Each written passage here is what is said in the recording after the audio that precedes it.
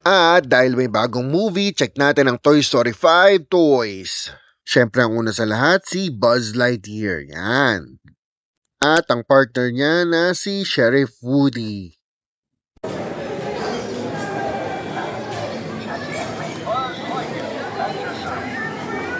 Bili lang ako.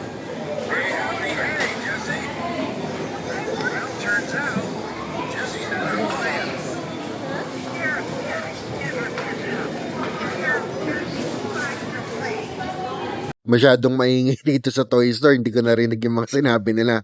Ayun naman si Rex at si Woody. At ayan si Buzz. May chopping action kaya yan. Siyempre, meron din silang plushie ni Woody yan. At si Buzz. At siyempre, si Rex. Dapat si Jessie ang maraming toys, no? Kasi nga yung part 5 ay story ni Jessie. Ito parang coin purse ni Rex yun, eh, no? Sa mga nakapanood ng Toy Story 5, maganda ba to? Ako kasi abangan ko siya sa Disney Plus.